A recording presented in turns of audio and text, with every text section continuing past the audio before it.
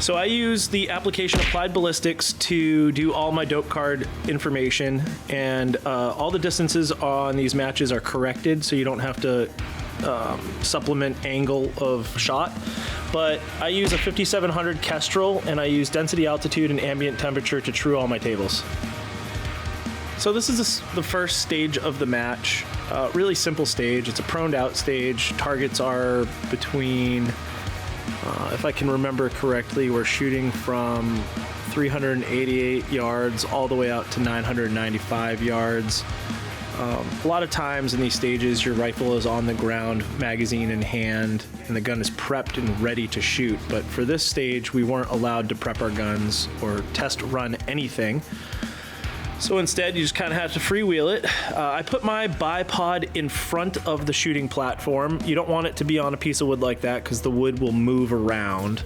So I put my bipod specifically on the dirt and extended my bipod all the way. I have a Atlas Arca mounted bipod, and the reason why I go into the dirt is I can load my bipod. So you can see I pick the rifle up to my shoulder and I kind of sink in behind it. So I'm loading the bipod, meaning those legs are flexing to all my weight behind the gun. And I'm using an Armageddon Gear rear squeeze bag to just very simply adjust my elevation from the rear of the rifle when I take my shots. I'm running a Night Force ATACR F1 7-35, so the lowest power is 7 power. Most people run 5-25. I suggest people start with a 5-25 scope when they first get into PRS, but shooting a higher powered optic lets more light in and you can see better over distance. I just like this optic in this setup. All right, super simple barricade stage, 2 shots from each position. Each position is like a staircase going up and then going back down the other side. This is the Tidebreaker stage. It's a PRS style stage, so it's timed.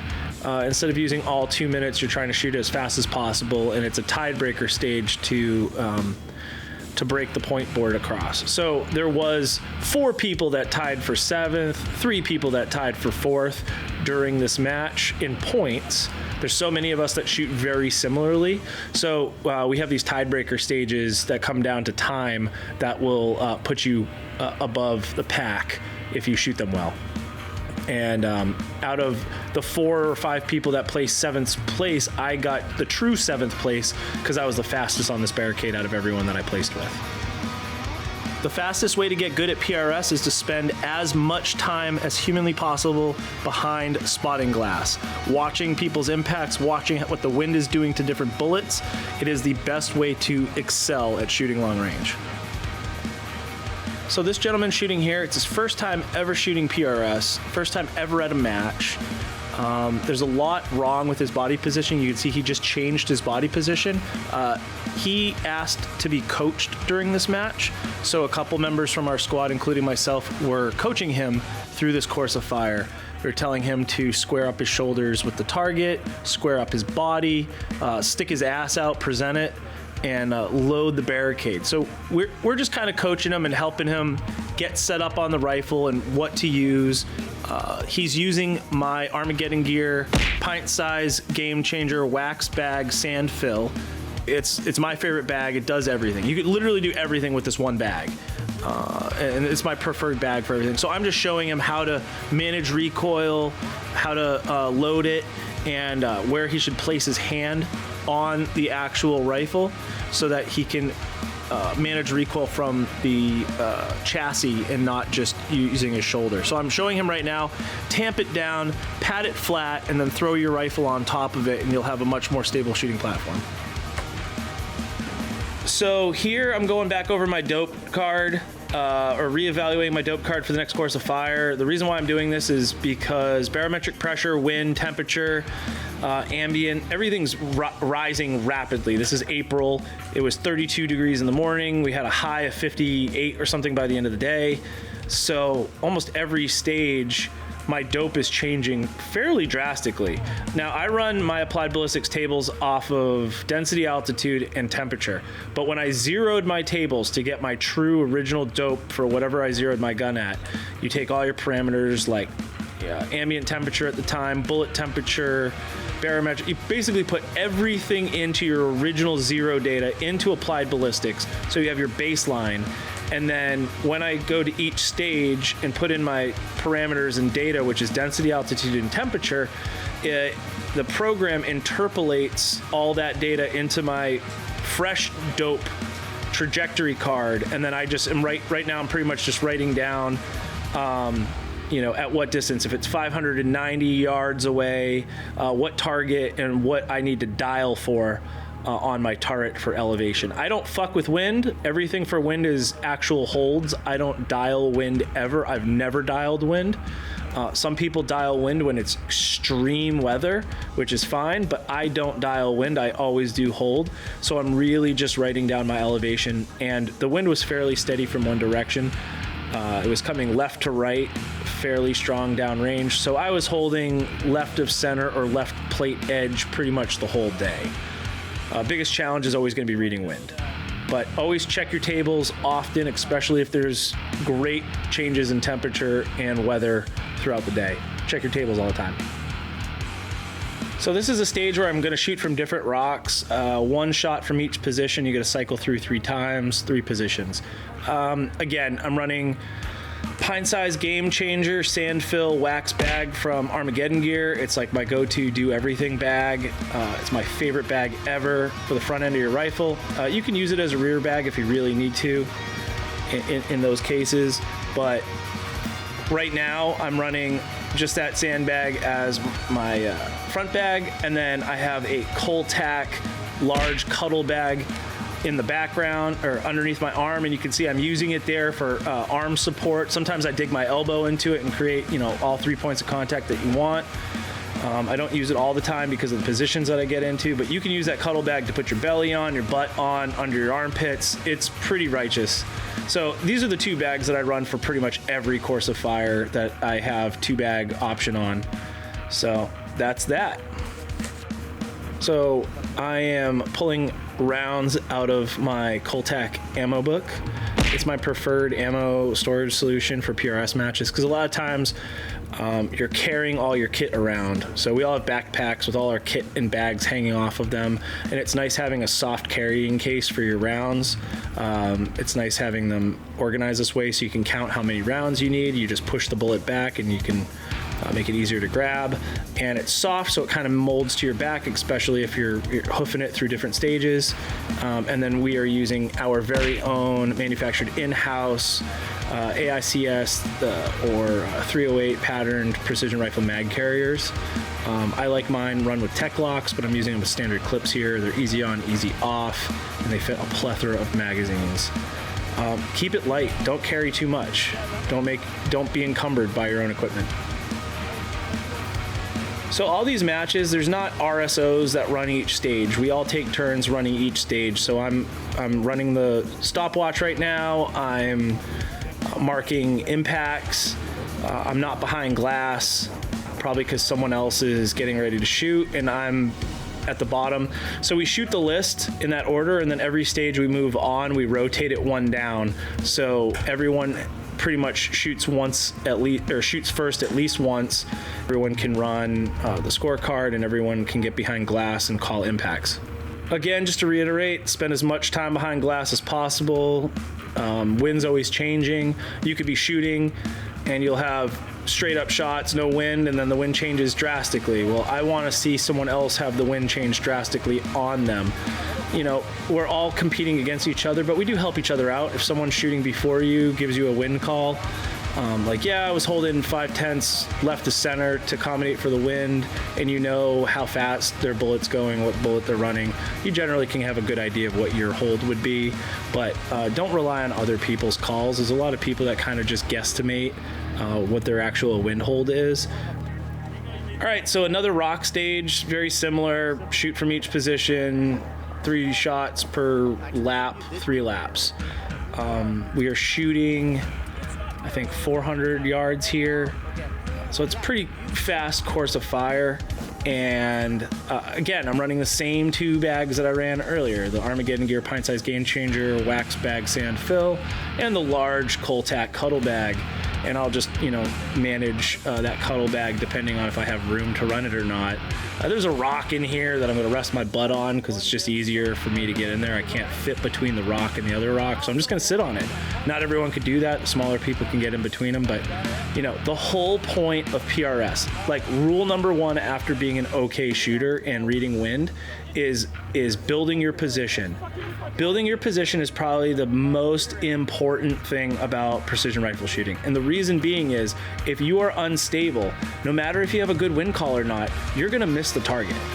If you are not stable as a rock, you are going to have problems. So building my position, making sure that target is in my crosshairs and I'm not moving, I'm not going to jerk that trigger, I'm super stable, is so immensely important in PRS. Because you're just going to waste money, and especially with ammo costs through the roof and ammo availability, like, why waste your shots? I would rather time out on a stage and get all impacts on everything that I shot than to have plenty of time on the clock and miss every shot. So build your position, stabilize it. I'm using my left hand to cuddle the nut sack of that sandbag on the front end, and I'm putting my thumb on my stock and on the ledge of my stock, and I am gripping it to death, which is managing recoil from the front end. So I have very little recoil impulse, and then I'm watching my impact. It's all about building your position and follow through. Watch the bullet travel through the air. See your trace. See your splash if you miss the target, or see your impact. Go through all of the rituals. Go through the entire follow through. So I'm running a 42mm Crux Ordnance tripod. It's my favorite tripod to shoot from, but I also have it configured with my Vortex glass. I have it in a arc mount on top, and I have all my Coltac fixings. There's a shower cap hanging there, so if it starts to rain, I can cover my glass up. Those leg wraps from Coltac are on the tripod. I can hang different stuff off, like your Kestrel, and I have my Course of Fire playbook from Coltac also hanging from it. So that's where I keep my Course of Fire, is dangling from a nylon Cadora playbook. I hold my pen, I keep my dope card in there when I'm not using it. Amongst other things, there's a canopy cradle also hanging from the leg straps where I put my bags, my water, extra mags, whatever it may be. So I kind of use my tripod as my staging area, my station. It's got everything I need on it to run every course of fire. Plus, it's got my glass. So I stand behind it, spot, make changes. And, if there is a tripod stage that I can use my tripod, I'll just dump everything on the ground and run my tripod. So I start every stage by going through my ritual. That's bringing the gun up, checking my turret, make sure my turret is set for my first course of fire, my first plate of steel that I'm going to engage. Checking that my magazine is in there, my chamber indicator's out, my bolt's not stuck on the first round. Check your caps. Definitely check your scope caps. Scope caps, numero uno. Don't forget to take those off. I'm pretty sure I'm looking at a video right now with me not taking them off. So I did not follow my ritual. I left my scope caps on. I'm stupid. Granted, I had time at the end of this course of fire, but I also had time to follow through on my ritual. So build rituals for yourself at the beginning of each stage. Make sure your gun is fully checked, and before agreeing to before agreeing to committing to your course of fire. I don't shoot with glasses on. Some people might say, why aren't you wearing glasses? Well, my glasses create a secondary parallax. Basically, there's a bunch of lenses inside your scope, and now the curve of my sunglasses is another lens. So I actually get a POI shift from shooting with glasses, so I don't. All right, so here I'm laying on my side. I'm kind of a big dude. I can't put my feet on the ground. This is the most stable shooting position for me for my first set of targets. They're a little bit closer. They're more to the right. They're off to the right. They're not the long distance ones farther down. The only problem I'm having here is even though my position's really comfortable and I'm stable, what I am is I'm not managing recoil as best as I should.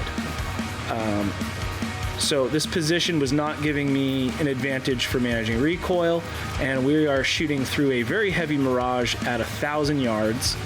And you can see my gun's jumping up a little bit more. Well, what's happening is I'm not seeing my impacts because my gun's moving too much.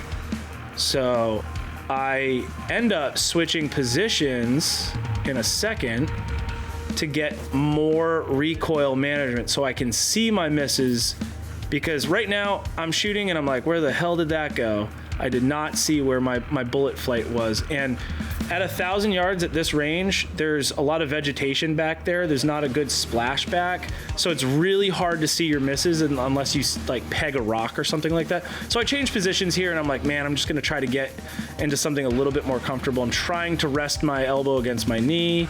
I wanna get behind the rifle more so I manage that recoil. And you can see the recoil is is being managed better than getting my impacts. But man, should have done that from the start. I dropped 5 shots out of 10. Could have made up there. I had bad wind though. My bullet was flying straight to the last 80% of the travel and then bending hard right. And then I'd shoot again and it would be straight as an arrow. So wind kind of fucked me on this one. So shooting from 3 positions here, 3 spools, 3 targets, ranging from like 250-ish yards out to 300 yards. So 3 targets, 3 different distances. The difference between dope on each one is only 1 or 2 tenths elevation. This is the second time I'm shooting these 3 targets. The first one's pretty simple, straight up. This second target, I fucked up both stages. I dropped all 3 points on this center target, on the first set, on the stones, and on this set. The reason why I dropped those shots is the first set, I had a 0.7 tenth hold and the rest were 0.5 tenth holds. So I held 2 tenths and it was a 5-inch by 5-inch diamond at 300 yards. Again, there was no wind back here. There was no wind actually changing my trajectory. I was holding left of center and I was missing the target every time. I was going right over the top tip of the diamond to the left of where it was being hung. Every time. And I did that on the first course of fire and I said, you know what? I'm gonna put my crosshair right on it, hold it straight up and shoot this course of fire and not miss. But then because in my brain, it was a 2 tenths more hold, I went back to my old habit of holding 2 tenths high of center and I missed those shots again. I did the same exact mistake that I knew that, okay, maybe my table is off. Maybe my table's off a little bit. Maybe I don't need to hold that 2 tenths. Maybe I was holding 4 tenths because the graduation marks on this scope are a little funny. I love it, but I usually dial every time I can dial. So maybe I held 4 tenths instead of 2 tenths, and that's why I was going over. I cannot recall, but I should have just held straight up crosshair on the target and I would have gotten my impacts. All right, so this is a stage from hell, shooting off fucking dodgeballs at 380 through 400 yards. So it was there's a stage where I still have to dial because the target is just far enough that I do have to dial. What a nightmare. What I did was I put my sandbag on the inside between one of the arms and the ball just to create more pressure with the ball against the other legs. It created a somewhat stable shooting platform, but the biggest problem with this course of fire was the time. We only had 2 minutes to shoot 9 shots, 1 from each position. You can see I just dialed back to the original. It's the last stage of the day for our squad. I'm exhausted lifting this 30-pound rifle around each stage. It gets exhausting. So I was fatigued. I wasn't shooting well. I'm just like, fuck this course of fire. This sucks. I think I got 1 or 2 impacts out of the 9. So a totally murderous stage. Honestly, this stage would not be bad if we were able to shoot, 2 shots per position, or maybe 3 shots, like shoot 3 targets from the first position, 3 targets from the second position, 3 from the third.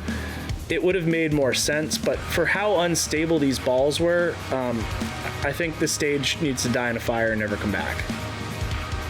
All right, so slightly different angle from the PRS stage target. That's 2 shots from each position, 4 positions, timed.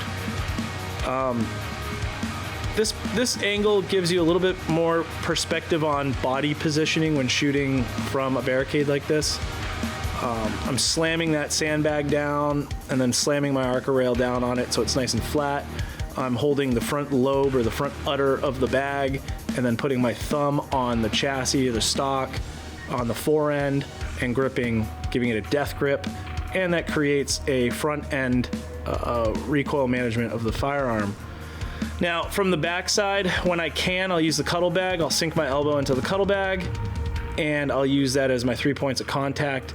When I'm shooting these lower stages, you won't see it from this angle till the final shot, but I am putting my right side dominant knee up, and I'm putting my elbow on my knee. And I'm just putting it right on the meaty part of my knee, and I'm getting my impacts very cleanly.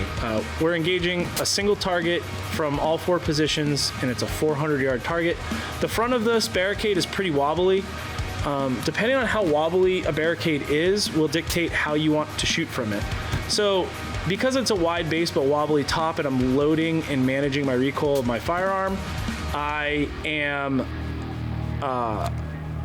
loading it. You can see I'm pressed really strongly behind the firearm.